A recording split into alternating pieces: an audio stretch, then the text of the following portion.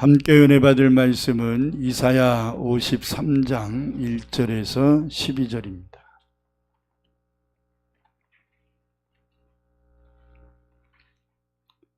이사야 53장 1절에서 12절까지 말씀을 우리 다 같이 합독해서 읽겠습니다. 우리가 전한 것을 누가 믿었느냐? 여호와의 팔이 누구에게 나타났느냐?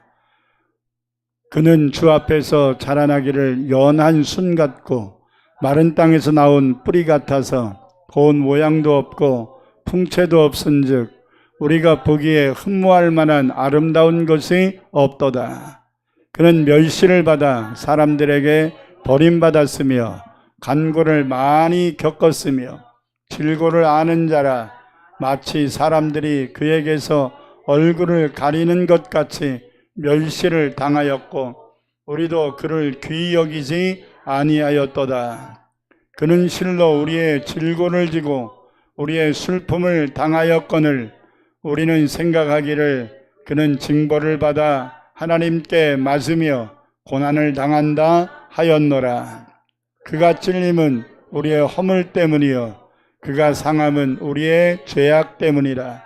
그가 징계를 받음으로 우리는 평화를 누리고 그가 채찍에 맞음으로 우리는 나음을 받았도다. 우리는 다 양 같아서 그를 행하여 각기 제 길로 갔거늘 여호와께서는 우리 모두의 죄악을 그에게 담당시키셨도다. 그는 곤욕을 당하여 괴로울 때에도 그의 입을 열지 아니하였으며 마치 도수장으로 끌려가는 어린 양과 털 깎는 자 앞에서 잠잠한 양같이 그의 입을 열지 아니하였도다.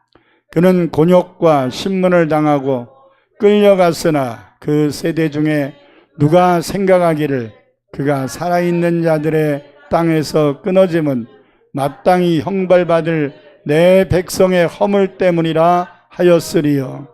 그는 강포를 행하지 아니하였고 그의 입에 거짓이 없었으나 그의 무덤이 악인들과 함께 있었으며 그가 죽은 후에 부자와 함께 있었도다.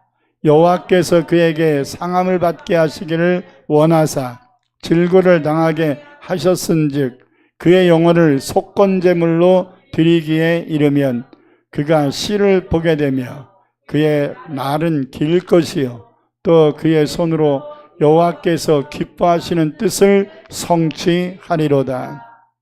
그가 자기 영혼에 수고한 것을 보고 만족하게 여길 것이라. 나의 의로운 종이 자기 지식으로 많은 사람을 의롭게 하며 또 그들의 죄악을 친히 담당하리로다. 그러므로 내가 그에게 존귀한 자와 함께 몫을 받게 하며 감난 자와 함께 탈취한 것을 나누게 하리니 이는 그가 자기 영혼을 버려 사망에 이르게 하며 범죄자 중 하나로 헤아림을 받았음이니라. 그러나 그가 많은 사람의 죄를 담당하며 범죄자를 위하여 기도하였느니라. 아멘. 하나님께 특별 찬양 드리겠습니다.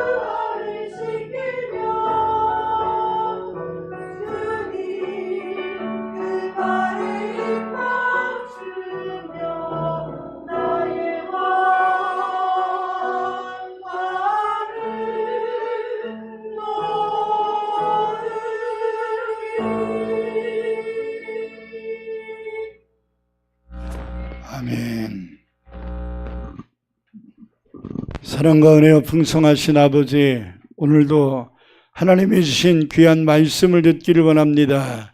들을 수 있는 귀가 열려질 수 있도록 은혜를 허락하여 주옵소서. 오늘도 주신 귀한 말씀이 우리의 영에 새겨지고 우리의 마음판에 새겨지고 각인되어서 주의 고난에 동참하며 주님의 고난의 예언의 말씀들이 하나하나 실천되어지고 성취된 것을 통하여 우리에게도 주신 약속의 말씀들이 이루어질 것을 확신케 하여 주옵소서.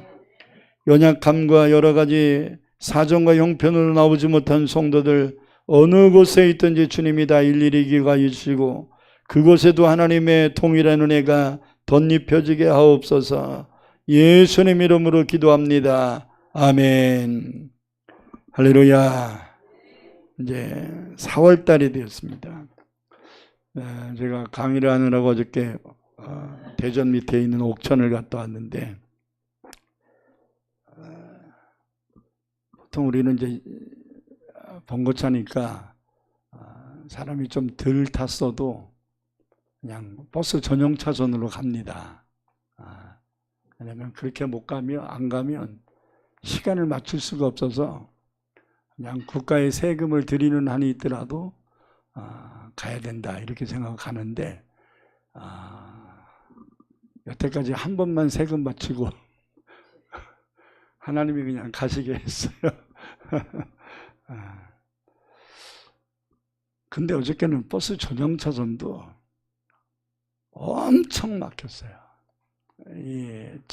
아마 진해 군항제가 있어서 그런가 이런 생각도 들고요. 너무나 많은 사람들이 이제 금요일부터 토요일, 오늘 꽃구경 가느라고 못 온 분이 혹시 있을 수도 있겠습니다만은 그것도 봐야겠지요. 하나님이 창조한 거니까 봐야겠지요. 그러나 뭐가 우선순위고 뭐가 더 중요한 것인가 라고 하는 것을 우리는 잘 인식해야 됩니다. 하도 꽃구경 하니까 하나님이 열을 받으셨나 봐. 그래서 꼭 여의도 인중농가요, 가지 않아도 볼 수 있는 데를 너무나 많이 만들어 놓으셨어. 꼭 진해 군항제를 가지 않아도 아주 벚꽃 축제에 준하는 이 모습들이 아주 동네에 깔려 있어요. 성주산만 올라가도 못지 않습니다. 여러분 주변 공원들도 충분할 것이라고 생각합니다. 그리고 4월 한 달은 제가 어떻게든지 간 시간을 내서 성도들과 함께 원미산에 벚꽃 구경하러 가겠습니다. 시간 되는 분들은 시간을 맞출 수 있기를 바랍니다. 근데 이제 우리에게는 우선순위가 그것이 아니기 때문에 먼저 좀 시간을 맞춰보겠습니다. 환경적으로는 만물이 다시금 아름다워지는 화사한 봄이 되어서 곳곳마다 꽃이 만발하였고 나무들마다 새순이 피어나고 있습니다. 너무나 아름답습니다. 그러나 우리가 최소한 이번 한 주간만큼이라도 이 들떠있는 마음을 좀 자제하고 우리를 위하여 십자가를 지신 예수님의 고난을 묵상하며 살아가는 고난주간이 될 수 있기를 소망합니다. 오늘부터 고난주간이 시작됐거든요. 그래서 매일 이제 내일부터 새벽마다 우리는 주보에 나눠드린 고난주간 묵상집이라는 게 있죠. 이것을 이제 가지고 새벽 예배를 나오시고, 만약에 못 오시는 분들은 한 페이지씩 읽으면서 묵상을 할 수 있기를 바랍니다. 그리고 예수님이 십자가를 지신 당일을 기념하는 금요일 저녁에는 성찬을 하면서 같이 주님의 고난을 생각하며 예배를 드리게 될 것입니다. 그리고 4월 한 달은 주제가 예수를 좀 더 알아가는 달입니다. 그래서 오늘부터 계속 5주간 동안 예수님에 대한 말씀에 포커스를 맞춰서 주제를 바꿔가며 하나님 말씀을 전하려고 합니다. 될 수 있으면 예배와 기도회에 빠짐없이 참여해 주시길 바랍니다. 거기에 한 가지 더 춘계대 신방이 시작됐습니다. 이번에는 우리 김점자 성도님이 먼저 신방을 요청하셔서 금요일날 이미 대신방의 스타트는 끊었습니다. 그래서 이제 월요일부터 제가 광고 시간에도 말씀드리겠지만 강의들이 5군데를 제가 계속 다녀야 되기 때문에 강의 시간을 조정해 가면서 그 중간중간 시간들을 이제 신방을 하려고 하니까 오늘 주보에 나와 있는 그 순서에 입각해서 하되 좀 변경을 원하시는 분들은 신방전사님에게 말씀을 하시고, 또 명단에 들어있지 않는 분들도 안 해서 안 하는 게 아니고 전체를 다 쓰기가 복잡해서 지금 2주 정도만 이렇게 썼고, 빠진 분들은 시간 조정을 하든지 아니면 그 다음 셋째 주로 넘어가게 될 것입니다. 사모하는 마음으로 기도함으로 이번 3년 만에 다시 재기하는 대신방을 받음으로써 이 한 해가 더 풍성한 은혜와 응답을 받는 시간들이 되시기를 축복합니다. 춘계 대신방이 봄신방은 가정의 축복의 말씀을 심는 시간이고, 가을 신방은 하나님께서 한 해 동안 이 가정에 주신 약속의 말씀들이 어느 만큼 열매를 거두는 건가, 거두고 있나, 이것을 우리가 점검하는 시간이 되는 것입니다. 그러므로 1년의 봄, 가을로 있는 이 대신방에 여러분들은 사모하는 마음으로 준비해 주시기를 바랍니다. 오늘은 고난주간의 첫 시간일 뿐만 아니라 첫날 종료주일입니다. 종료주일이라는 것은 우리가 매주 부활주 전주를 종료주일로 지키고 있기 때문에 교회를 나오신 만큼, 연수만큼 종료주일을 지켜왔을 겁니다. 다시 한번 요약하면 종료주일은 예수님이 우리를 위하여 십자가를 지시기 위해서 스가랴 9장 9절의 예언대로 나귀 새끼를 타시고 예루살렘에 들어가신 것을 기념한 날입니다. 그래서 예루살렘으로 들어가는 예수님의 모습을 보고 예루살렘의 백성들이 종려나무 잎사귀를 들고 환호를 했습니다. 호산나 다윗의 자손이여 하면서 예수님을 메시아로 환영을, 종려나무 가지를 들고 환영했기 때문에 이 날을 종려주일이다 이렇게 표현하는 것입니다. 구약 성경에는 예수님에 대한 아주 심도 있는 예언들을 굉장히 많이 하고 있어요. 그래서 구약 성경은 예수님에 대한 예언을 부분 조각조각 해놓은 퍼즐과 같다. 이것을 복음서에서 다 모아가지고 이것은 이거에 대한 예언이었고 이것은 이거에 대한 예언이었고라는 것을, 예수님에 대한 예언의 퍼즐을 잘 맞춰놨습니다. 그래서 우리가 구약 성경을 좀 이해가 안 가도 구약 성경의 퍼즐처럼 흩어져 있는 이 예수님에 대한 예언을 복음서를 읽으면 일목요연하게 기록이 되어 있기 때문에 깨달을 수 있고요. 특별히 마태복음을 읽게 되면 구약 성경에 예언된 말씀이 신약 성경에 예수님이 오셔서 어떻게 성취됐는가를 다 대입해서 가르쳐주고 있습니다. 아멘.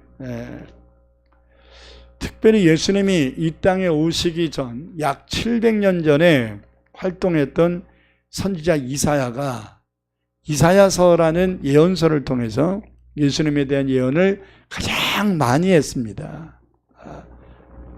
그래서 이사야서를 구약의 복음서다 이렇게 표현합니다. 그 정도로 이사야서는 아주 시작부터 끝까지 예수님에 대한 예언이 아주 세세한 것들이 굉장히 많이 기록되어 있습니다.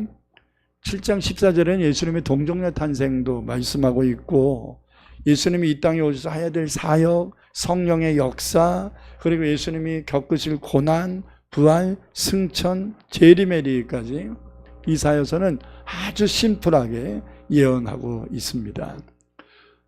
오늘 본문이 이사야서 53장인데 이 오늘 본 말씀은 예수님이 이 땅에 오셔서 겪으실 고난에 대하여 약 10가지를 예언하고 있습니다. 그래서 신학자들은 이사야서 53장을 그리스도 고난장이다. 시작부터 1절부터 12절까지로 되어 있는데 이 53장 전체가 예수님의 고난에 대한 한 절로 빠짐없는 예언입니다. 아멘. 다 예언이에요. 이게 다 53장 전체가 예수님의 고난에 대한 예언입니다. 첫째는요, 고난당하시는 예수님의 외모에 대하여 예언을 했습니다. 1, 2절을 읽겠습니다. 우리가 전한 것을 누가 믿었느냐? 여호와의 팔이 누구에게 나타났느냐?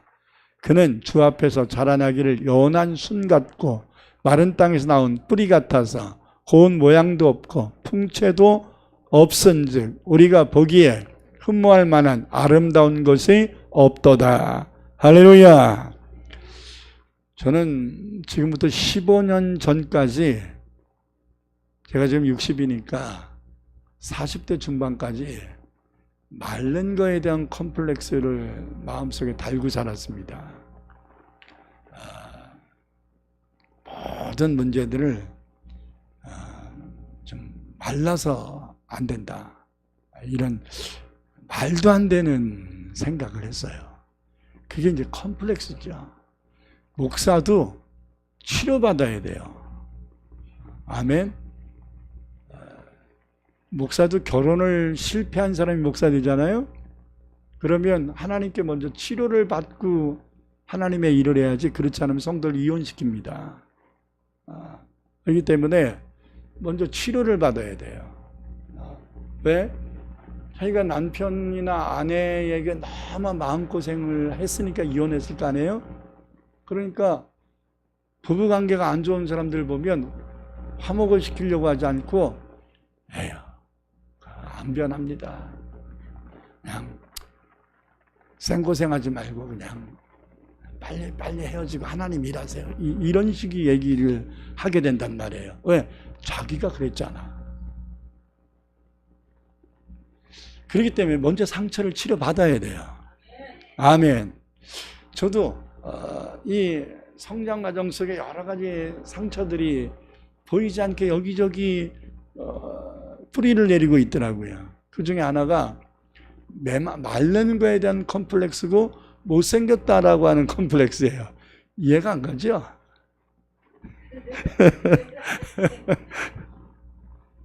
물론 밖으로 드러내지는 않았습니다만은 모든 문제를 외모와 연관 지으려고 하는 보이지 않는 습성이 있었습니다.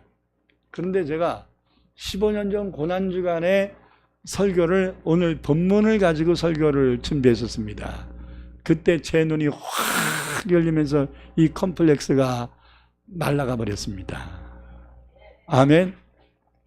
왜냐하면 예수님이 마르셨다는 거예요. 그게 나한테 그렇게 위로가 되더라고요.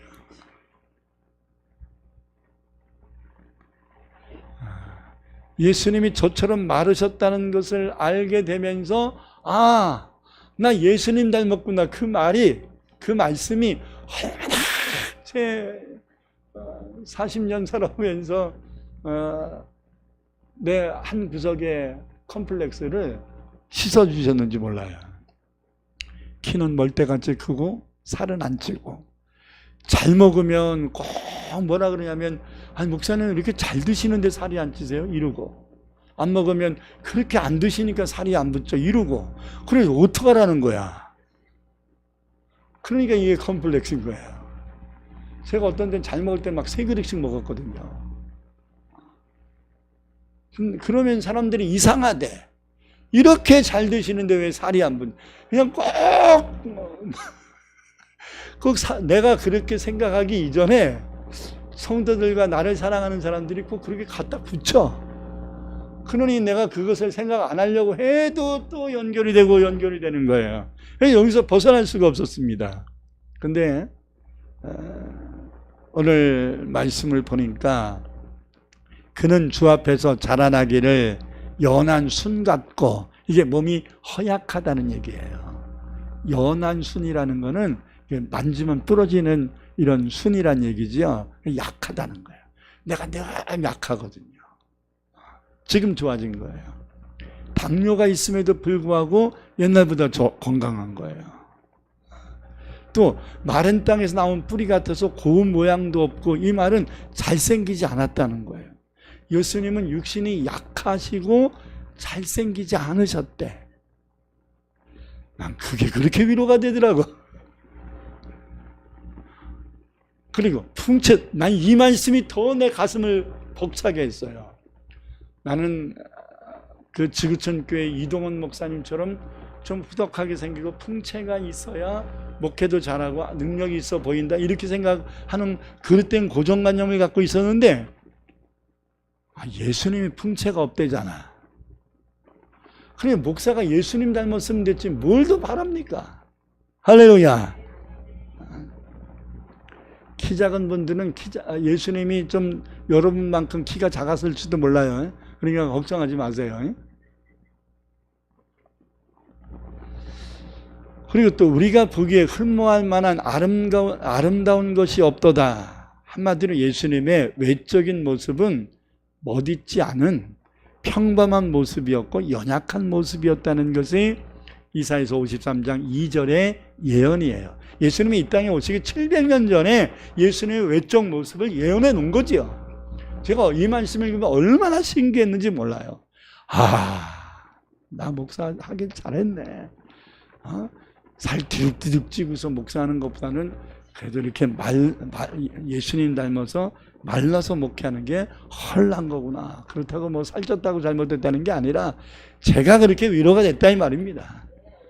내가 은혜 받았다는데 뭘. 아멘. 하여튼 별거 가지고 다 은혜를 받습니다. 예수님이 이 땅에 오실 때의 육신의 모습은 좀 초라했고 후덕하지도 않았다는 것이죠. 특히 십자가에 있을 때의 모습은 더더욱 그랬다는 거예요.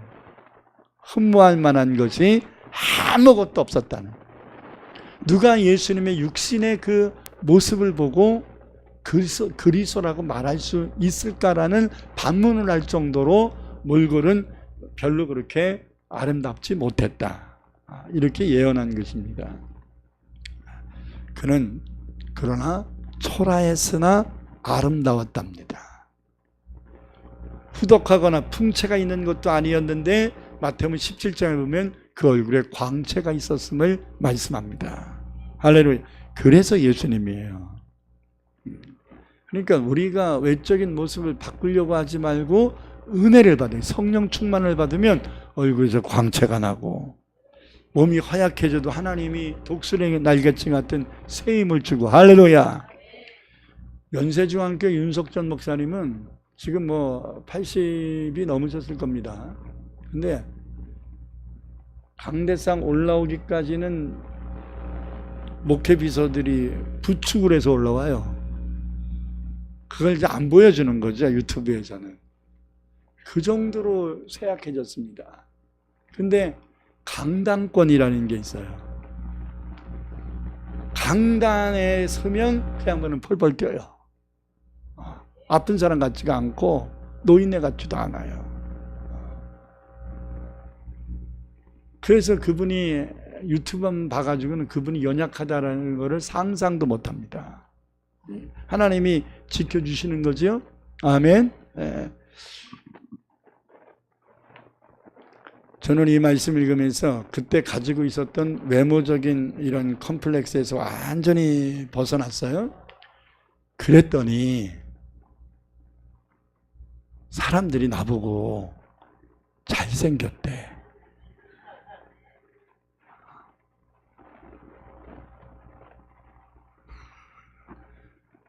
기분이 너무 좋았습니다. 네, 여태까지 잘생겼다는 말을 들어본 적이 없어요. 마르고 못생겼으니까 사람들이 꼭 그 뭐래도 칭찬해주고 싶으면 찾아야 되잖아요. 그러니까 한 부위를 얘기하는 거야. 목사님은 참 기는 참 예뻐요. 이렇게 얘기해. 귀는 참 예쁘다. 이건 다른 데는 별 볼일 없다 이 얘기잖아요.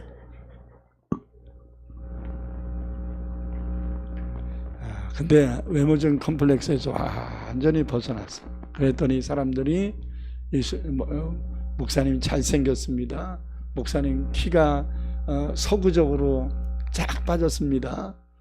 난 삐쩍 말랐다는 얘기만 잔뜩 들었지 쫙 빠졌다는 얘기는 들어본 적이 없었어요. 근데 지금 수없이 듣습니다. 하나님이 내 컴플렉스를 걷어가시면서 세상을 바꾸신 거야.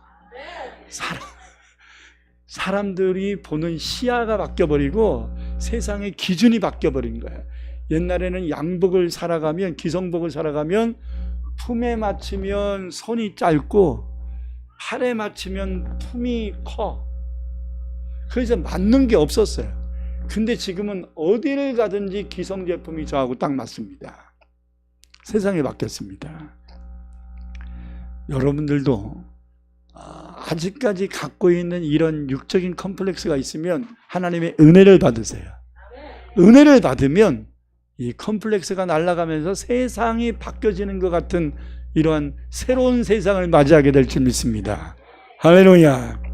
이러한 예언이 700년 전에, 예수님 탄생 700년 전에 예언되어 있다는 거죠.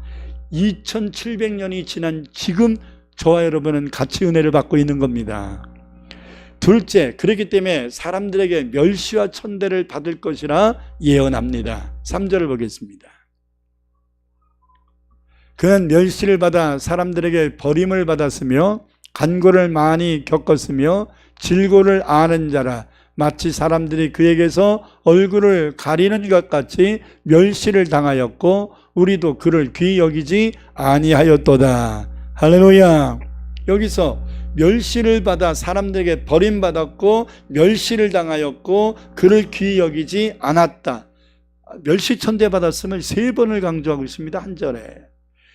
여러분, 예수님이 이 땅에 오셔서 그렇게 존귀함을 얻지 못했습니다. 탄생 때부터 천대받았잖아요.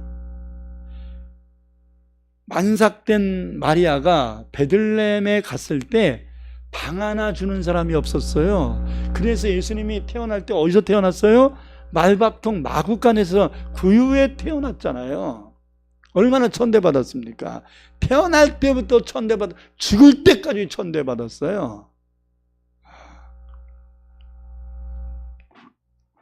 이 모든 것이 다 이사야를 통하여 예언되어 있었던 겁니다. 여러분, 마태복음 27장 27절 31절을 보겠습니다. 예수님 고난당하실 때 그냥 고난만 받으신 게 아니에요. 멸시천대를 받으셨다 이 말이죠. 읽겠습니다. 이에 총독의 군병들이 예수를 데리고 관정 안으로 들어가서 온 군대를 그에게로 모으고 그의 옷을 벗기고 흉포를 입히며 가시관을 엮어 그 머리에 씌우고 갈대를 그 오른손에 들리고 그 앞에서 무릎을 꿇고 뭐 했다고요? 희롱했대요. 희롱하여 이르되 유대인의 왕이여 편안할지어. 자기들이 가시관 씌우고 고통 주면서 평안할, 이게 조롱하는 거지요. 약 올리는 거잖아요 지금. 자 30절 그에게 뭐 뱉었다고요? 침 뱉고 또 쥐어줬던 갈대를 빼앗아서 가시관을 쓰고 있는 머리를 막 친 거야. 자 31절 희롱을 다 한 후에 홍포를 벗기고 도로 그의 옷을 입혀 십자가에 못 박으려고 끌고 나가니라.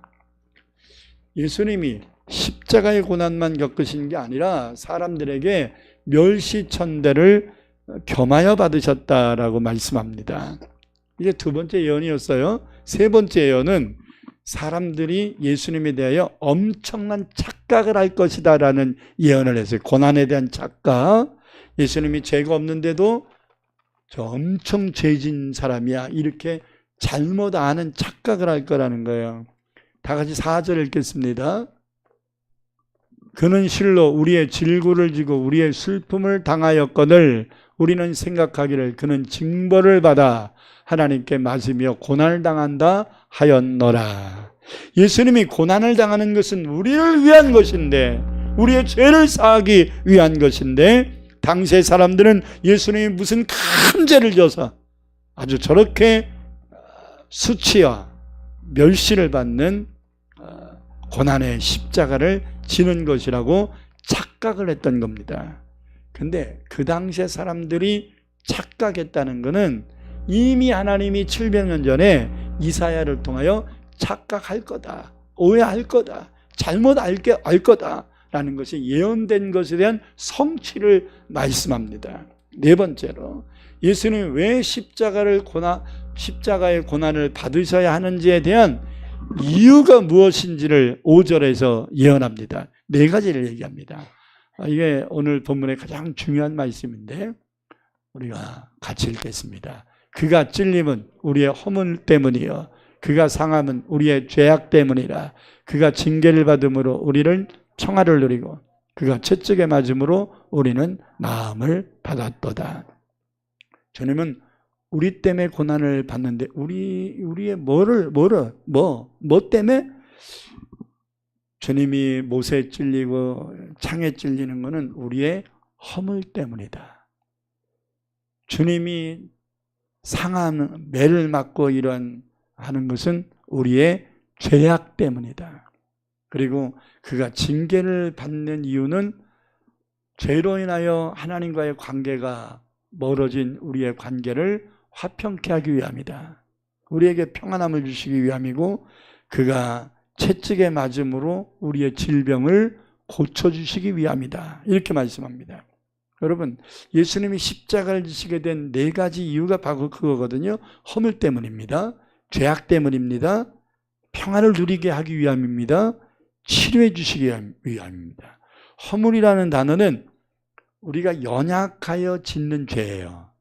죄 짓고 싶지 않는데 연약하여. 베드로가 자기 죽을까 봐 예수님 부인하는 죄를 짓잖아요. 이거를 허물이다 표현하는 거예요. 그리고 죄악이라는 단어, 하말티아라는 단어는 이게 죄인 줄 알면서 나의 유익을 위하여 짓는 죄를 하말티아라고 표현하는, 죄악이라고 표현하는 거예요. 아멘. 가룟 유다가 자기 돈을 좀 얻으려고 예수님을 팔아먹잖아요. 이게 하말티아예요. 죄악입니다. 베드로의 죄는 허물이고 가룟 유다의 죄는 죄악이에요.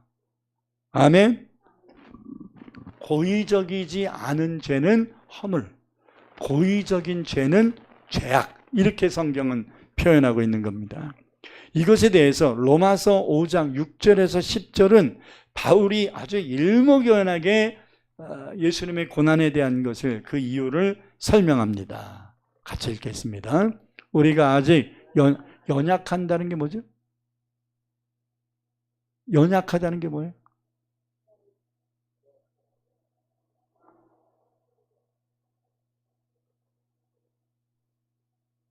연약하다는 게 육신이 약하다는 얘기가 아니라 마음이 약하다.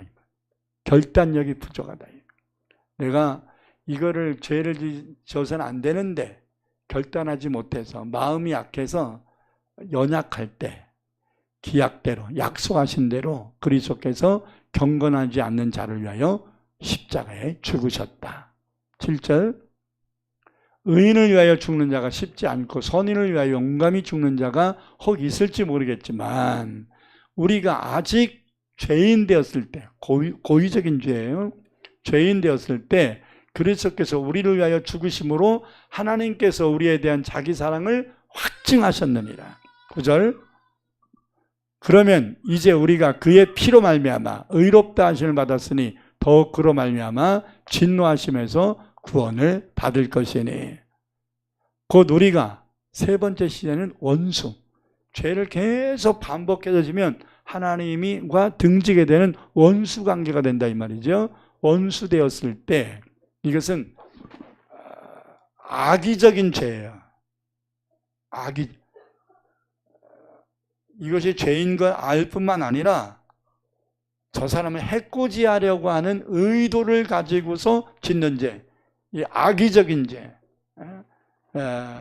시편 1편에서는 복 있는 사람은 악인의 꾀를 쫓지 아니하며, 이 악인의 꾀를 쫓는 게 허물이에요. 죄인의 길에 서지 아니하며, 이게 죄악이에요. 오만한 자의 자리에 앉지 않, 이게 하나님과 원수되는 일입니다. 고의적 범죄입니다. 죄를 짓고도 그 죄를 인정 안 해요. 요즘 정치인들처럼 죄를 짓고도 철판 깔고 거짓말이나 하고 도리어 다른 사람에게 그냥 프레임을 씌우고 이런 짓거리를 한, 우리나라의 이 잘못된 원수되는 이 악행들은, 악한 언행들은 반드시 근절돼야 됩니다. 아멘. 나는 도대체 국회가 청문회를 왜 하는지 모르겠어요. 청문회는 죄를 밝히고 진실을 밝히는 게 청문회가 돼야 되는데 도리어 프레임 싸움인 것 같아. 그러니까 이런 당쟁은 지난주에도 말씀드린 것처럼 반드시 없애야 돼요. 아멘. 그래서 원수되었을 때 그의 아들의 죽으심을 말미암아 하나님과 화목하게 되었은즉 화목하게 된 자로서는 더욱 그의 살아심으로 말미암아 구원을 받을 것이니라. 그래서 예수님이 십자가를 지신 그 이유 4가지를 이사야서 53장 5절에서는 이야기하고 있는 것입니다. 예언하고 있는 겁니다. 5번째로, 이렇게 예수님이 십자가를 지시는 것은 전적인 하나님의 은혜임을 예언합니다. 자, 은혜라는 거는요, 받을 수 있는 자격이 없는 자들에게 베풀어주는 사랑을, 즉 헬라어로 카리스라고 얘기하거든요. 이거를 은혜라고 얘기하는 거예요. 다시 말해서 내가 어떤 일을 했는데 그 대가를 받는 건 은혜가 아니에요. 내가 아무것도 한 게 없는데 나에게 많은 것을 줬을 때 그것은 은혜예요. 다시 말해서 내가 실수하고 잘못해서 물에 빠졌어. 누가 밀은 게 아니고 내가 빠진 거야. 내가 잘못해서 빠진 거야. 내가 실수해서 빠진 거야. 근데 나하고 관련이 없는 사람이 나에게 밧줄을 던져서 건져줬어. 이게 은혜예요. 할렐루야. 대가를 받으면 은혜가 아니죠. 하나님은 우리의 죄를 용서하시고 우리를 구원하시면서 어떤 대가를 받은 게 아니에요. 대가를 요구하지 않으셨단 말이에요.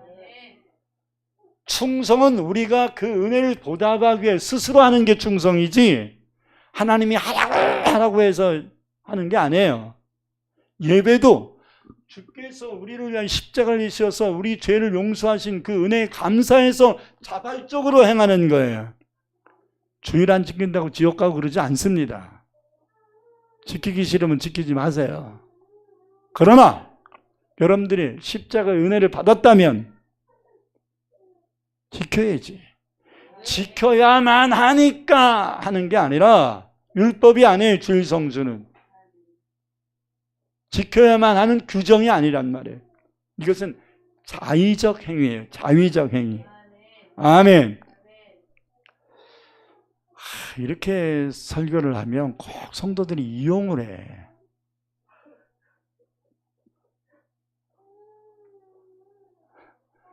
이용하지 마시고 하나님 말씀을 진실되게 받으세요.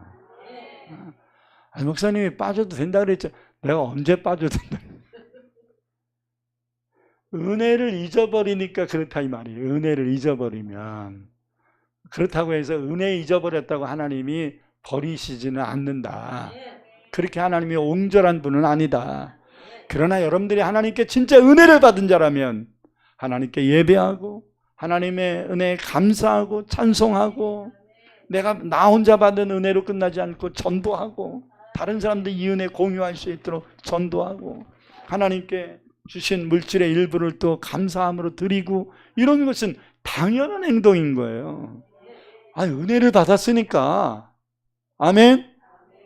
입으로만 은혜 받았습니다 이러지 말고 은혜 받았으면 찬송을 하세요.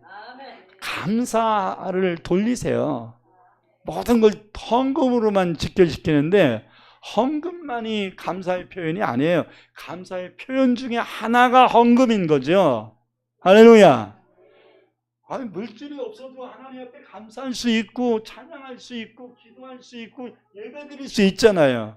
주일 헌금 드릴 게 없다고 예배를 빠집니까? 그건 안 되는 거예요. 아멘. 감사의 본질을 모르는, 은혜의 본질을 모르는 거예요. 오늘 본문 말씀 6절의 예언을 읽어보겠습니다.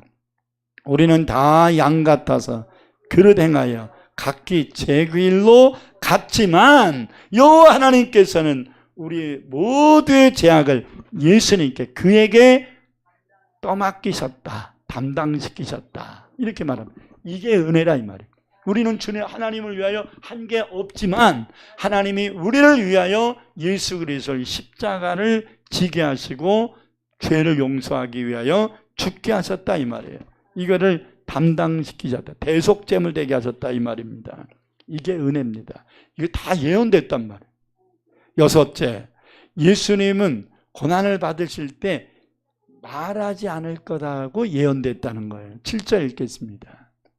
그가 곤욕을 당하여 괴로움을 당할 때에도 그의 입을 뭐하지 않는다? 열지 않는다. 쓸데없는 말하거나 자기의 고집 피거나 자기의 자랑을 하거나 이러지 않는다. 원망하거나 탓하거나 생색내거나 이런 안 한다.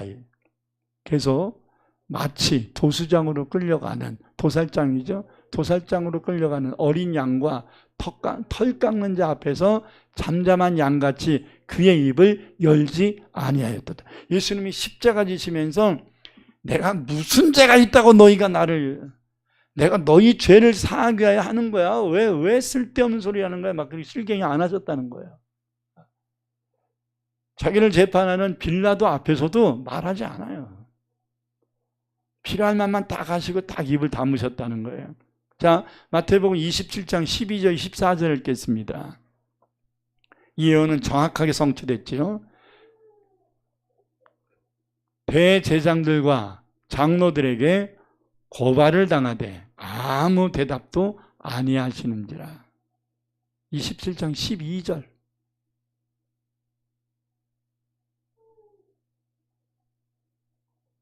대제장과 장로들에게 고발을 당하되 아무 대답도 아니하시는지라.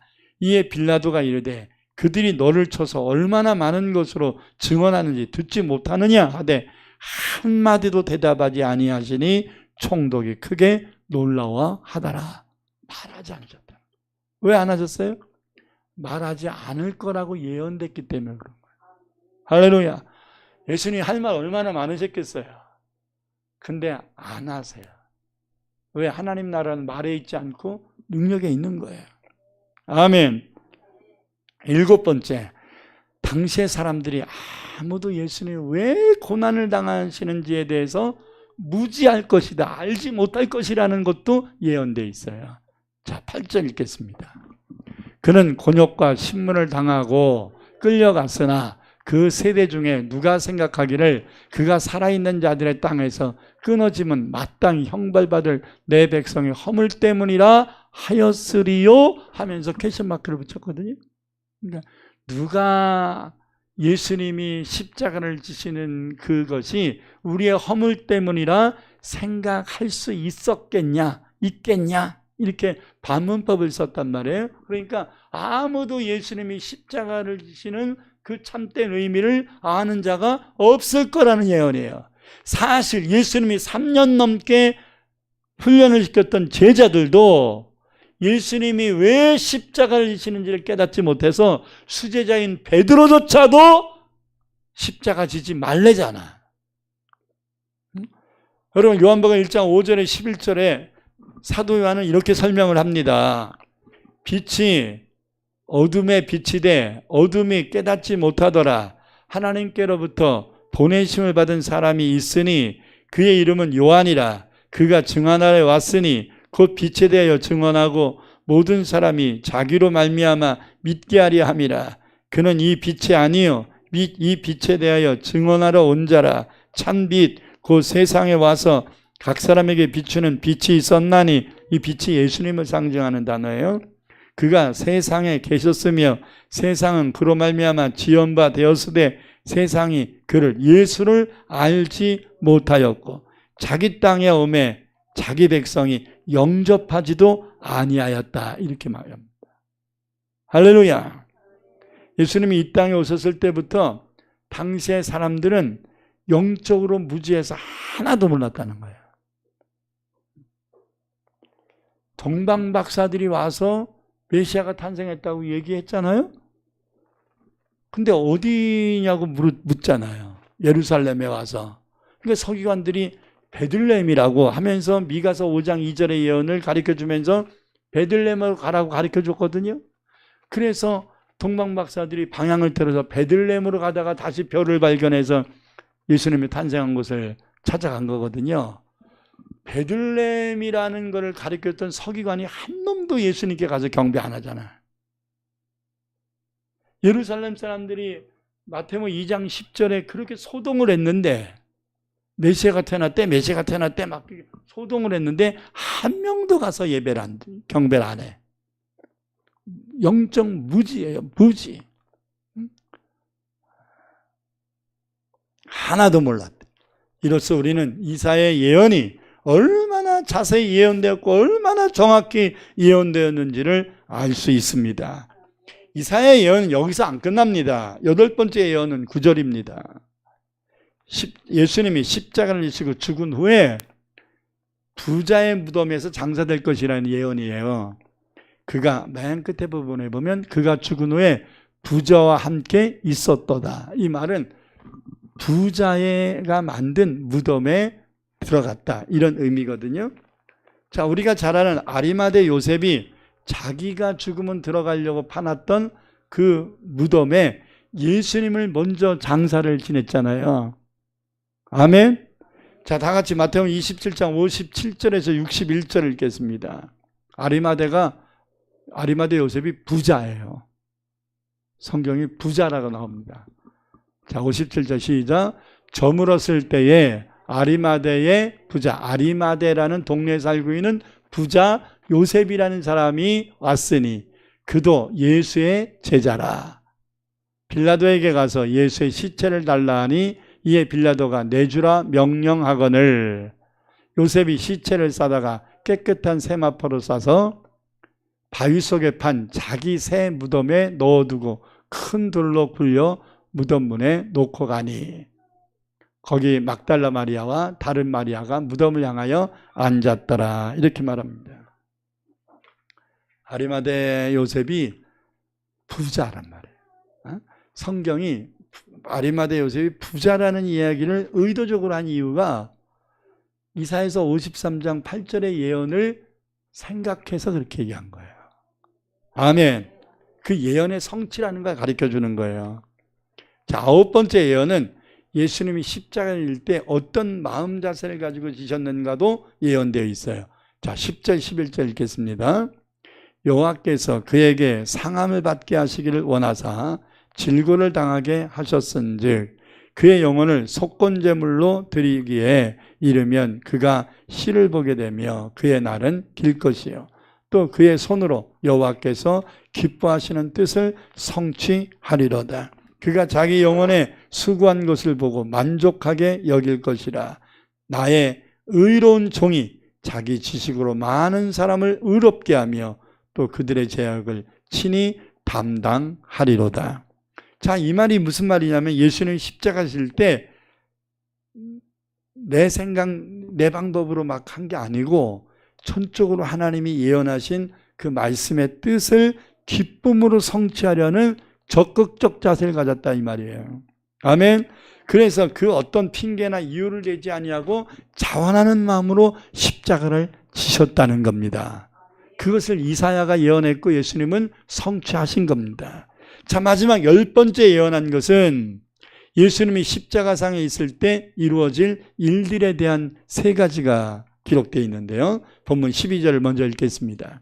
그러므로 내가 그에게 존귀한 자와 함께 몫을 받게 하며 강한 자와 함께 탈취한 것을 나누게 하리니 이는 그가 자기 영혼을 버려 사망에 이르게 하며 범죄자 중 하나로 헤아림을 받았음이니라.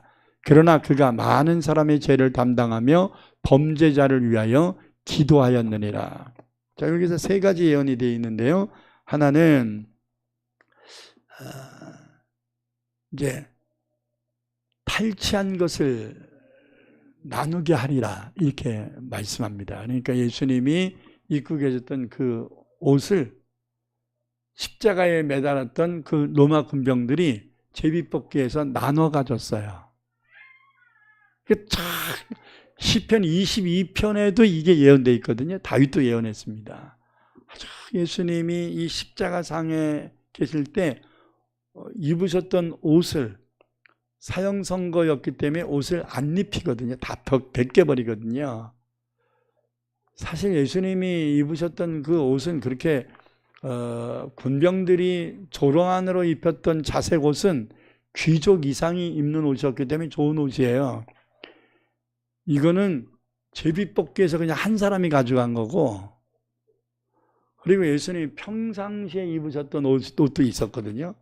그것을 다 벗기고서 뻘게 벗겨서 매다른 거예요. 그래서 그 옷도 제비 뽑아서 나눠 가졌어요. 그게 어디에 예언된 거예요? 이사야서 53장 12절에 예언된 겁니다. 그리고 또 하나는 예수님이 죄가 없는데도 죄인 취급 받음으로 십자가를 진 것이다. 그래서 죄명이, 죄패가 붙여져 있거든. 죄인이다 해서 죄패를 붙여놓은 거예요. 거기다가 십자가에 매달려 계시면서 범죄자를 위하여, 죄인을 위하여 기도하셨다 이렇게 말하잖아요. 자, 이것을 이 누가복음 23장 33절 34절에 성취했음을 말씀합니다.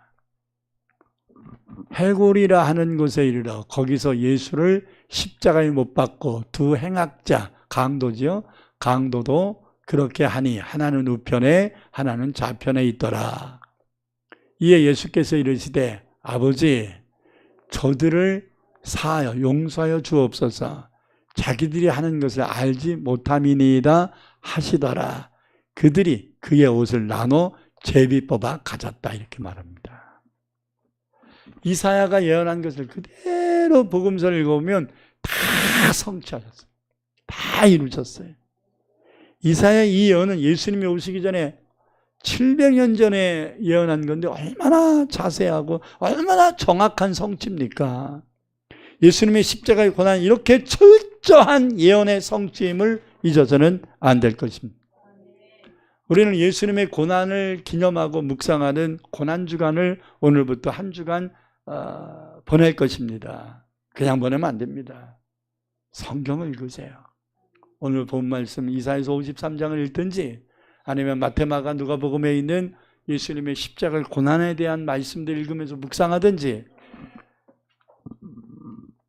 거기에 우리가 그걸 안 하더라도 꼭 해야 될 것은 이것을 매일 한 페이지씩, 1번은 오늘 읽는 거예요. 내일 읽는 게 아니라 예루살렘 입성돼 있죠. 2번은 첫째 날, 월요일 날은 성전 청결 작업을 하셨고, 화요일 날은 과부의 두 냅돈 드리는 것이 있고, 또 수요일 날은 예수님의 장례를 위하여 베다니 마리아가 옥합을 깨트린 사건이고, 그 다음에 목요일 날은 예수님이 최후의 만찬을 비롯한 겟세마네 동산에서 기도하셨고, 또 금요일 날은 예수님이 십자가를 지셨고, 토요일은 예수님이 무덤 속에 계셨고, 다음 주일은 부활을 하신 겁니다. 그래서 8일 동안의 여정을 하루 단위로 기록하고 묵상하도록 되어 있습니다. 그러니까 될 수 있으면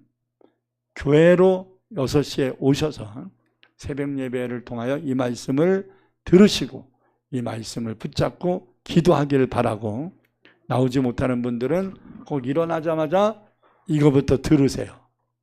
이거부터 들고 읽으시길 바랍니다. 해당되는 말씀도 읽고 묵상할 수 있길 바랍니다.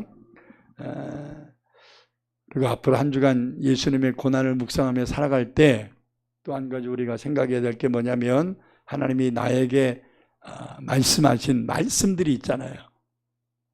금년에 송구영신 예배 때 뽑은 말씀들이 있죠. 벌써 잊어버렸어요. 3개월밖에 안 됐는데 뽑은 말씀들이 있죠.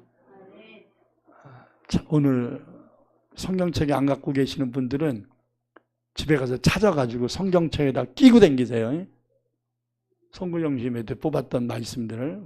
그래서 그 말씀을 1년 이 한 해를 살아가면서 하나님이 내게 주신 이 약속의 말씀이 어떻게 성취되는가의 과정을 꼭 볼 수 있길 바랍니다. 이사야의 예언이 예수님을 통하여 성취된 것처럼 하나님이 여러분에게 주신 말씀도 여러분에게 성취될 줄 믿습니다. 또한 1.1억도 변함없이 이루어질 수 있기를 기도하기를 축복합니다. 두 손을 가슴에 얹고 하나님 앞에 잠깐 기도하겠습니다. 이사야는 예수님의 고난에 대한 예언을 10가지를 했습니다. 아주 자세하게 조목조목했습니다. 이 말씀이 여러분 복음서를 읽어보니까 다 성취됐다고 말합니다. 여러분 예수님의 고난을 생각하면서 우리가 슬퍼만 할 게 아니에요. 주님은 그 고난 속에도 철저히 말씀을 이행하셨어요. 이 예수님의 정신을 본받아야 돼요. 예수님의 이 마음을, 이 자세를 본받아야 돼요. 힘듭니까? 예수님이 십자가 지신 것보다도 더 힘든가요? 억울합니까?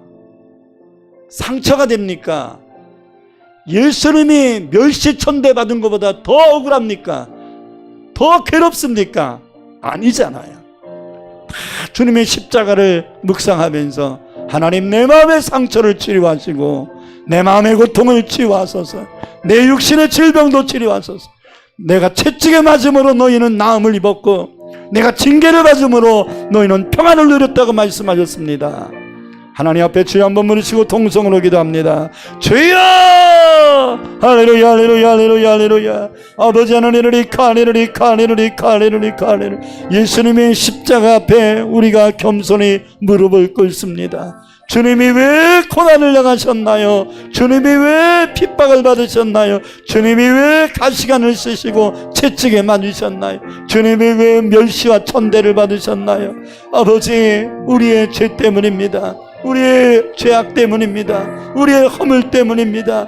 우리의 마음을 평안함을 주시기 위함입니다. 우리의 육신을 치료해 주시기 위함입니다. 그럼에도 불구하고 우리는 예수를 믿는다고 하면서도 여전히 우리는 이 세상에 무거운 짐들을 지고 상처의 엉그렁텅이 속에서 헤매고 있나이다. 하나님, 이번 고난주간 한 주간 동안 치유되게 하소서, 회복되게 하소서, 고쳐지게 하소서, 나아지게 하소서. 아버지 하나님, 카리르리 예수님의 십자가의 보혈이 이들의 심령 속에 임하게 하소서. 일생의 상처가 치유되게 하소서. 일생의 아버지 고통에서 벗어나게 하소서. 모든 컴플렉스에서 벗어나게 하소서. 모든 무거운 짐들이 벗겨지게 하소서. 모든 미움을 버리게 하소서. 마음의 참 평안함을 얻게 하소서. 주님과 손잡고 다시 일어날 수 있는 복된 한 주간이 될 수 있도록 친히 역사하여 주시옵소서. 예수님 이름으로 기도합니다. 아멘.